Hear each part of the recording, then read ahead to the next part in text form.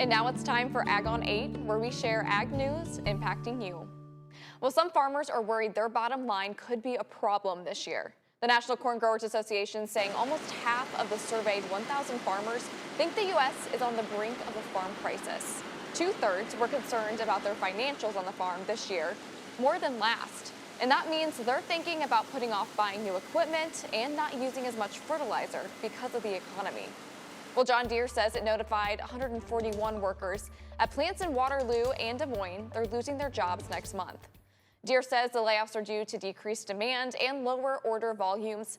Now, laid-off workers will receive financial assistance and health care benefits. Deere has laid off more than 1,500 workers in the last 2 years. In a statement today, the company also says it's investing nearly $20 billion over the next decade to upgrade and enhance manufacturing plants across the country. Well, your cheeseburger could be seeing some changes. McDonald's investing over $200 million in regenerative agriculture for beef cattle. Now, for livestock owners, in the program, this means they might move cattle to numerous pastures, allow them to eat cover crops, and graze multiple species together.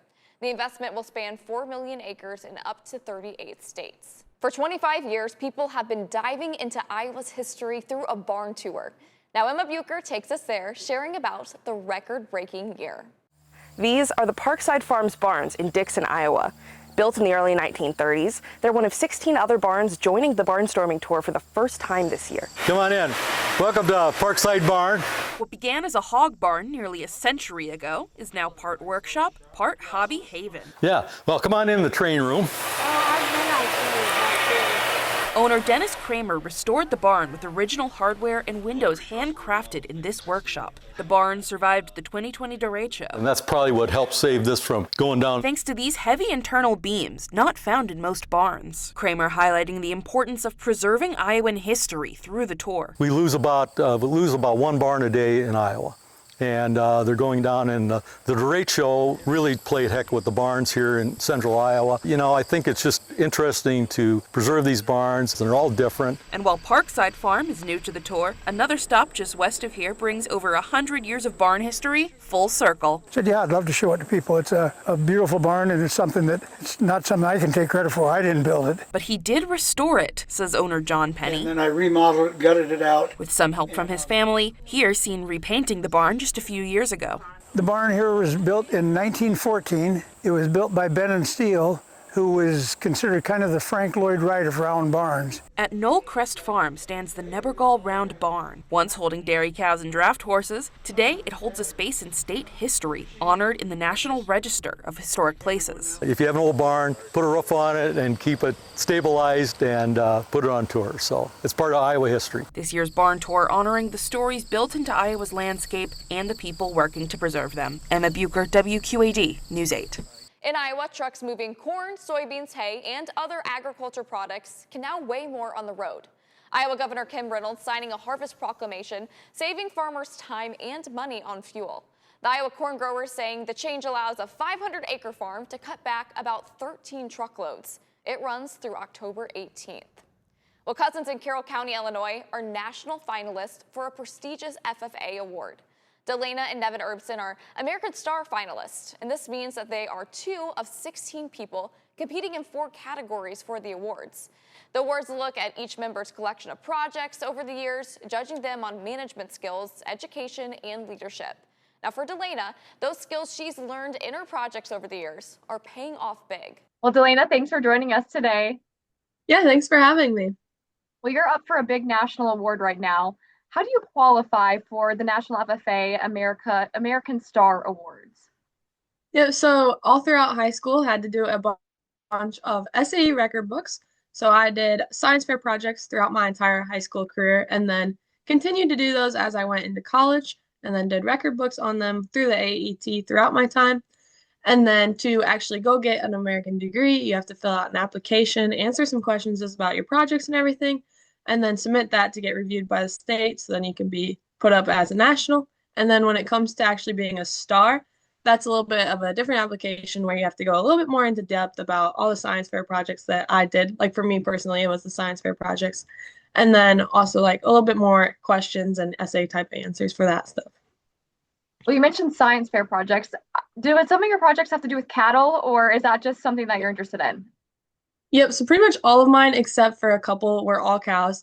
The only one that really wasn't about cows was my hemp one, and the only reason I really got into that one is during COVID, we decided to grow a little bit of some hemp on our farm as extra income due to the lower milk prices. So then I took that as an opportunity to do some research and learn more about that. And so tell me about your farming operation. Yeah, so I grew up on my family's dairy farm, Baker's Holsteins. And here at our Baker's, we milk about 50 registered Holsteins and really focus in on the genetic side of things, looking to show at state, local, and national shows. So I've been involved in the farm since I was a little kid, started out feeding calves, and I've grown into helping with milkings whenever I'm home from college and doing almost all the work with our show animals, and then also whatever other tasks that my dad needs help with. Yeah, it sounds like you're busy. So how many projects? This is like collection of projects. I mean, how many Yep. projects total does it go to put towards this award? Yeah, so for me personally, I think it was seven. I had my first project my freshman year that started this whole um, thing that I'm into now was a room and digestion project that I did with First McNess. And then through that project, it kind of opened the door to work more with them. So as I went into my sophomore year, I continued to work with them and did a project on ProFresh, which is a powdered propionic acid, and then silage inoculants. And then that's when I also did our hemp trial here at our bakers. And then as I went into my junior year, I actually got the opportunity to work with the Lena Vet Clinic and then Darlington Ridge Farms up in Wisconsin. So with that, I kind of got to look at milk culturing and how different types of bacteria affects the possibility of a cow getting mastized later on. So that really interested me, and I continued to work with Lena Vet Clinic, but I brought it home to my family's dairy, and also got to work with Dr. Derek Nolan at the U of I, where he helped me get on-farm culturing started here at our bakers, so we could learn more about what was causing problems in our herd.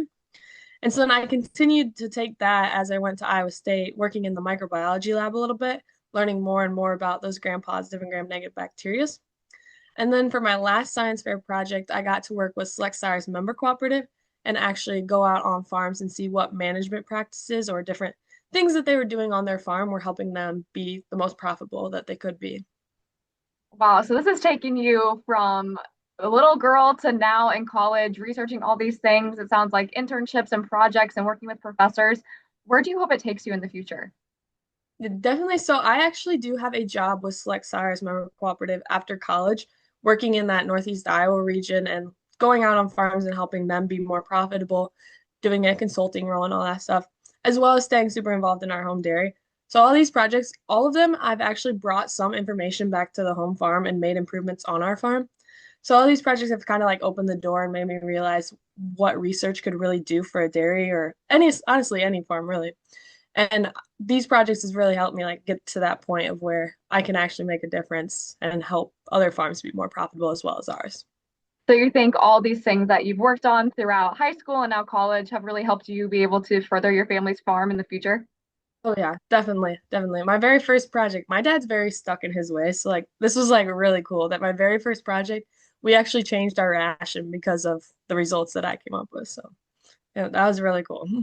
Wow. Yeah, and an immediate impact for sure. Yeah. Has there ever been anybody else from your FFA chapter that has been up for this award before? So actually this year my cousin and I are both up for it. So he's in the placement just category and I'm in agri science. But other than that, we're the first ones that at least that I know of. Wow, so cousins and both up for this award. Do you know how many people get like apply for this award? I don't know that for sure, but I know it's a lot. There's a lot that are just getting their American degree, and then to be only in the top four in the category is really cool and really honoring. But I know there's a lot that apply for it. I mean, obviously, this award is given at the National FFA convention at the end of October. So, what are you most looking forward to, potentially being up on stage or not this convention? Yeah, so this would be my last convention, and throughout my time in FFA, convention has always been something that's been really rewarding to me because a lot of the times that I've gone to convention, I was either competing like for National Agri Science Fair or dairy judging or even dairy handling. So it's really cool to see, as it being my last FFA convention, seeing all the work that I put into this to FFA and all the time and hours, all my hard work really paying off, being a national finalist and going up on stage and seeing if I actually win. What do you think? Do you think the odds are in your favor? I hope so, but I think the competition is pretty good. So fingers crossed, but it's some good competition. Well, great. Well, we'll be rooting you on from here, and hopefully we can get on another call afterwards and say that you're the winner for the big competition itself. Yep. Perfect. Well, thanks for joining us today. Thank you. President Trump has wrapped up a trip to the UK. The royal invitation is part of the UK's diplomatic push to win over Trump as his new tariffs rattle the global economy. An Illinois farmer, Mark Wilson, also joining the trip. That was alongside U.S. Agriculture Secretary Brooke Rollins. A main talking point during the trip, opening up ethanol markets for American farmers. Well, China hasn't bought any soybeans from the U.S. this year. In recent years, China has imported about half of all soybeans produced in the U.S., but through a series of retaliatory tariffs, China now charges a 35% duty on U.S. soybeans. Now, at the same time, it's imported a record number of soybeans from Brazil. And with harvest season just beginning, Maddie Franz tells us how it's affecting farmers in our area. It's a scary scenario. Like many farmers in our area, Phil Ford in Rock Island County exports a good deal of his soybean crop. It's going to be break-even situation. And a lot of that used to go to China. It wasn't that long ago. They were 50% of our export market. Right this year, it's literally zero. He says most of those purchases happen between harvest season and the end of the year. Because that's when the U.S. soybean supply is most abundant and typically the cheapest. We're fighting against time, quite honestly, right now. Brian Corkle in Henry County also grows soybeans. They typically, once it hits March and South America starts to have their harvest, they tend to buy more from South America. So he hopes there's a breakthrough in tariff negotiations sooner than later, because it's going to have a huge effect on what we get paid at the farm level.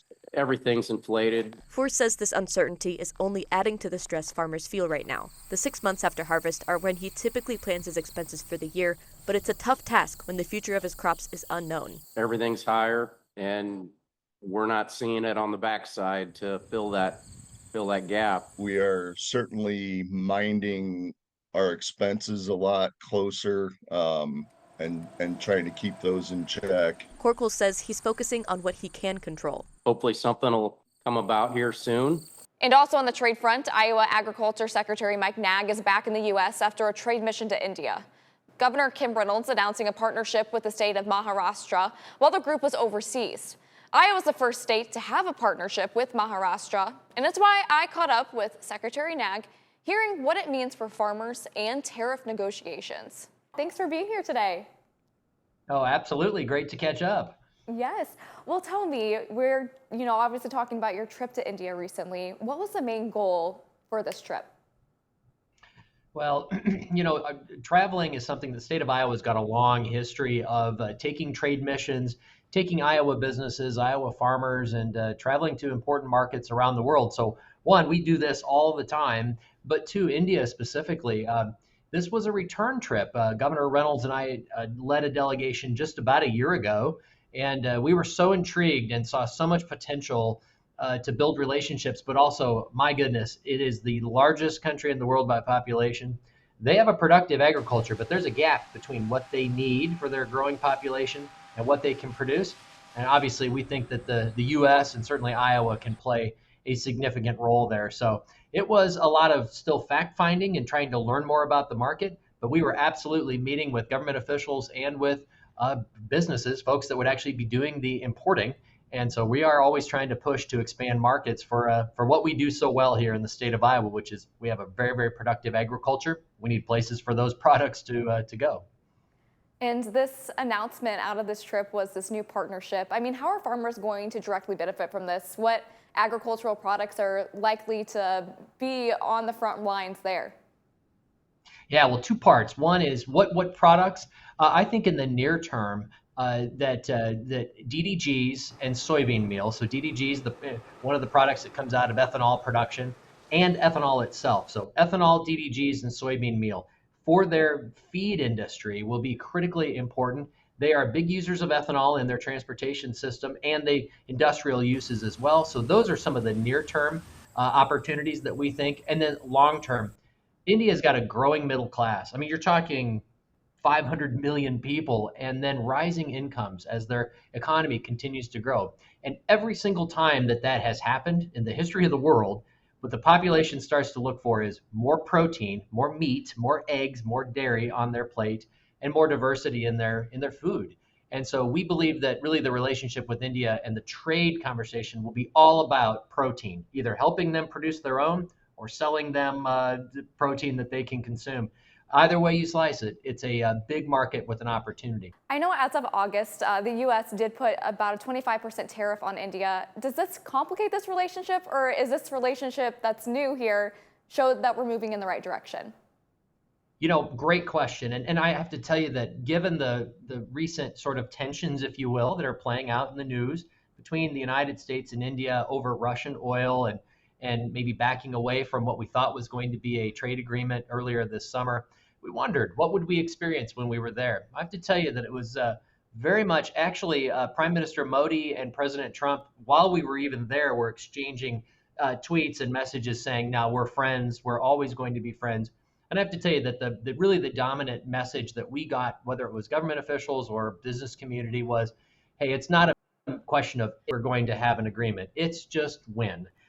You can't be the United States and India, two of the most important and powerful countries in the world from a national security standpoint alone, have a conflict. And so I really do think there was a lot of optimism, certainly on our side, but we picked that up on the Indian side as well, saying we really do need to get things resolved. So I'm very hopeful. I know that negotiations are still ongoing, in fact, restarted, if you will, and that we will actually get to a place where this Russian oil situation is resolved and that we can move ahead with a very important trade agreement. So we were very optimistic, especially as the week went on. Those messages that were being exchanged were really starting to take hold. Well, it sounds like this is really important for Iowa. Are there more partnerships like this that are going to be in the future? Yeah, well, within India, we are exploring additional opportunities, perhaps another state or two that we may want to partner with, always looking for ways that we can draw closer together, do things together, and of course, culturally, commercially, with university, with technology. We think there's lots of opportunities with Maharashtra, but also just with other states and with India generally. And of course, we're always looking to expand our reach and our impact around the world. I'll be leading a trade mission in November to Vietnam and Indonesia, two really important markets. Really, Southeast Asia. Asia represents a significant opportunity for us, and we need to continue to go and create those relationships and do what we do really well, which is to go sell and go create markets. And why are you and why should farmers in Iowa be excited about this new partnerships? Yeah, well, you know, it's so true that, look, we're a very productive state, and we're going to, by all rights, it appears we're going to have a very large corn and soybean crop this year. Actually, the United States will, not just Iowa.